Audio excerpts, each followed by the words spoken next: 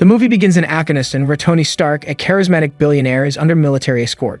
Suddenly, they are ambushed by unseen attackers using Stark's own technology.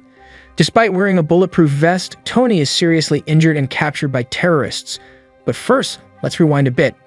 Tony Stark, the son of legendary weapons developer Howard Stark, was recognized as a genius from a young age. He eventually took over Stark Industries after his father's death, with the support of his father's friend Obadiah Stane. James Rhodes, his military liaison, is set to present Tony with an award, but Obadiah has to step in due to Tony's absence, as Tony is too busy enjoying the high life and not taking things seriously, including hot young reporters who challenge him on being a merchant of death. Even though she is right, she falls for his charm and luxurious Malibu villa. Meanwhile, Tony's assistant, Pepper Potts, handles his messes as he immerses himself in projects, often forgetting important things like her birthday. Tony arrives late for a military meeting, irritating Roddy.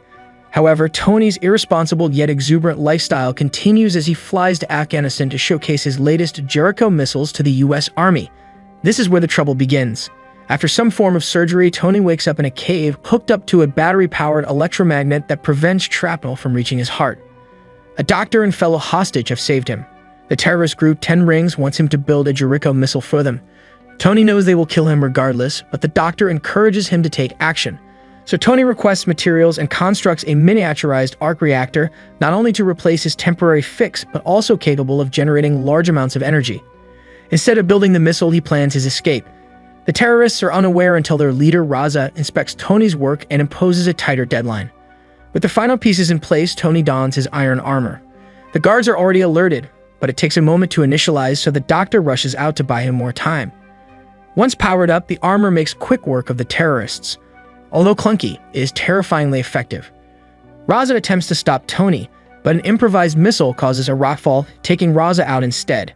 However, the doctor is gravely wounded, and with his family already dead, he begs Tony not to waste his life after their time in captivity together.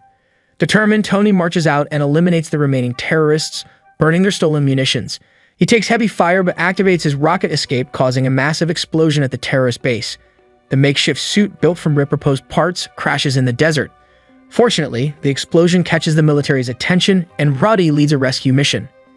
Back in the States, Pepper is relieved to see Tony alive. He immediately calls for a press conference, during which Agent Coulson from S.H.I.E.L.D. makes contact with Pepper. Tony, now a changed man from his ordeal, announces an immediate shutdown of the weapons manufacturing arm of his company. This significant shift angers Obadiah, who is furious with Tony for potentially destroying the company and shifting focus to clean energy through their arc reactor technology. What was once a failed showpiece to appease environmentalists has become a game-changer, as Tony Stark created a working version of the arc reactor and implanted it in his chest. The company's future looks bleak, but Tony is already updating his mini-reactor.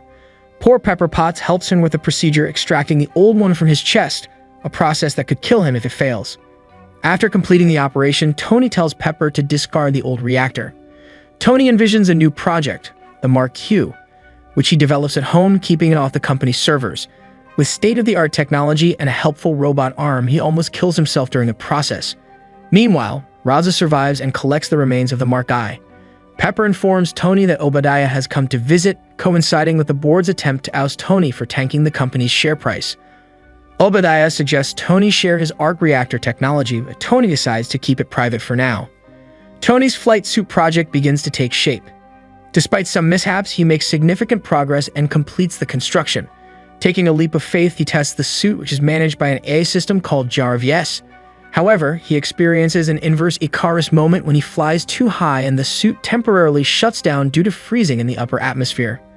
Despite crashing through his own house upon return, Tony finds a nostalgic gift from Pepper, the first reactor he built. As an inventor, he immediately starts making improvements for the Mark I, including a gold titanium alloy to prevent freezing. Leaving Jarvis to handle the automated assembly, Tony heads to a red carpet fundraiser held in his honor. Obadiah is surprised to see him there, and Agent Coulson tries to schedule a debrief with Tony. Tony takes Pepper for a dance, and there's a moment of intimacy between them. She doesn't want to be just another fling, and they almost kiss on the rooftop before he leaves to get more drinks. The persistent reporter confronts Tony with evidence that Stark Industries is still supplying weapons. It turns out Obadiah locked Tony out of his own company and continued weapons production behind his back. The 10 Rings are still terrorizing refugees in Afghanistan. Enraged, Tony dons the newly completed Mark II flight suit. In Afghanistan, terrorists are massacring villagers until Tony arrives to settle the score. The suit, equipped with advanced weaponry, allows Tony to decimate the terrorist forces. He leaves the terrorist commander to face the wrath of his victims and survives a direct tank shell hit thanks to the suit's durability. He continues to dismantle the terrorist operations and weapon placements, which catches the attention of the American Air Force monitoring the area. Rhodes calls Tony to inquire if he knows anything about the mysterious high-tech vigilant operating in the same region where he was previously kidnapped. Tony plays innocent but soon has to evade a couple of American fighter jets that mistake him for an enemy. He narrowly escapes destruction, and after some evasive maneuvers reminiscent of the Millennium Falcon, one of the F-22s is damaged in the pursuit. When the pilot's ejection sequence fails, Tony dives in and saves him. Rhodes agrees to cover up the incident as a training exercise to keep attention away from Tony. Pepper is shocked to see Tony return from live combat. Out in the desert, it's revealed that Obadiah not only supplied Raza with weapons, but also orchestrated the attack on Tony's convoy from the start. Raza has recovered the Mark I suit but lacks a working power source. Obadiah, having no further use for Raza, leaves him to be killed by his team. Locked out of his company, Tony asks Pepper to retrieve details of Obadiah's black market dealings to dismantle the last of the weapons. Though she is reluctant to endanger Tony's life, Pepper is moved by his resolve and agrees to help. In Tony's old office, she retrieves the files and discovers more, including another suit construction and Obadiah's direct involvement in the attack on Tony. Just then, Obadiah walks in. Pepper stays calm as she completes the download, managing to bluff her way out of the room. Suspicious, Obadiah realizes what's happened. Pepper narrowly escapes the building with the help of SHIELD agent Coulson, who happens to be visiting again to organize the debriefing meeting. The cusp of exposure for his crimes. Obadiah pushes his development team to finish building his suit, but they lack the expertise to replicate Tony's miniature reactor. Frustrated, he confronts Tony using a sonic taser to temporarily paralyze him and then pulling the arc reactor from Tony's chest, revealing his true intentions and leaving Tony for dead. Meanwhile, Pepper informs Rhodey about the situation with SHIELD's support. As Tony goes into cardiac arrest, he struggles to reach the original reactor. Just in time, his robotic arm rescues him, saving his life. Obadiah installs the reactor in his Ironmonger suit. Rhodes helps Tony get back on his feet, informing him that Pepper and 5 SHIELD agents are moving in to arrest Obadiah. Tony realizes they won't be enough and heads out to assist. He's right. Obadiah easily overpowers the agents and nearly kills Pepper before Tony intervenes. If Tony's suit is like a finely tuned sports car, Ironmonger is a tank. They battle through the streets of L.A. Tony's suit runs on the original, less powerful reactor from the cave, so he ascends into the sky with Ironmonger slowly following. The Air Force wants to scramble jets, but Proddy insists on keeping things under wraps. As they climb, Tony reaches a critical altitude where Obadiah's suit freezes and shuts down due to the cold. Tony manages a rough landing, but Ironmonger is still operational and attacks with a death grip. Tony barely escapes and instructs Pepper to overload the company's large reactor while he buys time, drawing Obadiah into position. Obadiah is heavily armed and shoots Tony almost to the brink of defeat. Realizing he must take a significant risk, Tony instructs Pepper to blow the reactor. The resulting giant energy wave knocks both of them out and incapacitates their suits. Ironmonger falls to his death into the reactor, while Tony's body is fortunately thrown clear. The following day, Rhodey and Agent Coulson provide a cover story for Tony's whereabouts to keep the media at bay. During a conversation with Pepper, Tony recalls their intimate moment on the roof. She pointedly reminds him that he left to get drinks and never came back. The movie opens several months after. In the beginning of the first Iron Man movie, we are introduced to Ivan Vanko, whose father Anton is dying and shares his final wishes. Ivan believes he deserves the fame that Tony Stark enjoys, but Anton dismisses this notion, offering only his knowledge. Ivan discovers a blueprint bearing his father's name along with Howard Stark's, Tony Stark's father. Determined, Ivan starts recreating the arc reactor and constructs his own weaponized suit. Meanwhile, Tony Stark has become a symbol of world peace due to his Iron Man suit, claiming to have nearly solved global conflicts. 6 months after the first movie, Tony uses his armor to negotiate peace treaties among major superpowers. His popularity surges as he reopens the Stark Expo in Queens, New York City, fulfilling his father's dream by showcasing cutting-edge inventions. Tony makes a grand entrance at the expo in his Iron Man suit, solidifying his status as a global peace icon. Backstage after the speech, Tony tests his blood and discovers that the palladium powering his chest arc reactor is poisoning him. As he and Happy Hogan leave the event, a woman hands Tony a subpoena for a Senate Armed Forces Committee hearing. They decide to drive to Washington, D.C. in Tony's new Audi R8. At the Senate hearing, Tony's humor takes center stage as he disregards the government's classification of the Iron Man armor as a weapon. Colonel Rhodes presents findings on Iron Man's creation, but Senator Stern, the committee chairman, distorts his remarks with Justin Hammer of Hammer Industries present. Tony rebuts by demonstrating that he is Iron Man and refuses to give up his armor. He then hacks the committee's computers to show failed attempts by Iran, North Korea, and Hammer Industries to replicate his suit. North Korea's suit is top-heavy and collapses easily. Iran's crashes and explodes, while Hammer's suit spins 180 degrees at the waist, severing its pilot's spine. With his usual swagger, Tony refuses to hand over the Iron Man armor to the government and walks out of the hearing. At home, Tony consults with Jarvis on the latest Iron Man prototypes when Pepper enters, leading to an argument about the future of Stark Industries. Tony tells Pepper he's earning more from the company's common stock than he did as CEO, deciding he no longer wants to be CEO. He appoints Pepper to the position, leaving her stunned. The next day, a notary public, Natalie Rushman, arrives for Tony to officially transfer the company to Pepper. During a trading session with Happy Hogan, Tony mistakenly performs an illegal M&A move. Tony then has Happy give Natalie a boxing lesson, and she surprises them by taking down Happy with a TKO, revealing her skills. Tony heads to Monaco for some rest and relaxation. At a reception before the Monaco 500, where Stark Industries is sponsoring a driver, Tony meets Vanity Fair reporter Christine Everhart, who wants Pepper for the magazine's cover to introduce her as the new CEO. Tony also runs into Justin Hammer and Tesla CEO Elon Musk, who seeks a panel at the Stark Expo. Tony checks his blood again and finds the palladium poisoning worsening. Impulsively, Tony decides to drive the Stark Industries car in the race. Unbeknownst to Tony, Ivan Vanko has infiltrated the race's pit crew, wearing a harness with energy whips powered by his arc reactor. Vanko uses the whips to slice a car in half, causing a massive pileup and ambushing Tony. As Vanko wreaks havoc, Happy and Pepper rush to deliver a briefcase to Tony. After multiple ramming attempts, Pepper manages to hand Tony the briefcase, which contains a portable Iron Man suit. In a fierce battle, Tony defeats Vanko by manually removing and crushing the arc reactor battery powering his whips. The police arrest Vanko, who defiantly warns Tony, "You'll lose." The crowd is stunned by the spectacle, but Justin Hammer sees potential in Vanko and arranges a private meeting with him. While in custody, Vanko asks Tony what it's like to face death, emphasizing the pain of the palladium in his chest. Tony retorts that they both share a similar fate. Later, Justin Hammer orchestrates Vanko's escape by smuggling him a meal containing a note. Vanko kills a fellow prisoner and a guard, then escapes using explosives hidden in the meal. On their way back, Hammer's operatives intercept Vanko and take him to Hammer. Knowing Vanko needs resources to go after Tony, Hammer strikes a deal with him to build armored suits based on Tony's designs. Vanko insists Hammer is doing everything wrong and asks him to retrieve his pet cockatoo from Russia. Back at home, Tony and Pepper watch Senator Stern angrily accuse Tony of lying to the Senate Armed Forces Committee on TV. Stern threatens Tony with felony perjury charges. Tony tries to explain to Pepper but struggles to reveal the full truth. Tony investigates Vanko with Jarvis and discovers that Vanko's father, Anton Vanko, was Howard Stark's partner and co-founder of Stark Industries.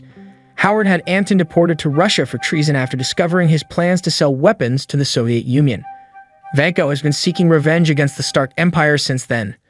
Tony, feeling the effects of palladium poisoning, is found by Rhodes in his basement. Rhodes confronts Tony about his health and his battles with the Pentagon over the use of Iron Man suits as weapons. Tony prepares for what he believes will be his birthday party and asks Natalie, who is actually Natasha Romanoff, what she would do if it were her last birthday party. Natalie responds that she would do whatever she pleased with whomever she wanted at her last birthday party. Meanwhile, at Tony's party, he's heavily intoxicated while wearing the Iron Man suit, behaving recklessly with its weaponry. In the background, Pepper and Rhodes discuss Tony's descent into recklessness. Rhodes, fed up with Tony's behavior and disregard for consequences, puts on the silver Mark II suit and challenges Tony to a fight. The two friends battle with Tony having the DJ play music as a backdrop. The fight ends in a stalemate and Rhodes flies off in the Mark II armor, delivering it to military authorities at Edwards Air Force Base. Justin Hammer is later invited to examine the suit and provides advanced weaponry to upgrade it. The next day, Tony visits Randy's Donuts, a famous Los Angeles landmark, sitting atop the giant donut in his Iron Man suit, feeling disgraced and hungover. S.H.I.E.L.D. director Nick Fury approaches Tony and acknowledges his problems with the government and drunken antics are minor compared to a larger issue Fury needs him to address in the Southwest United States. Tony questions the reality of the Avengers initiative, and Fury confirms its existence, revealing Howard Stark's involvement as a founding member of S.H.I.E.L.D.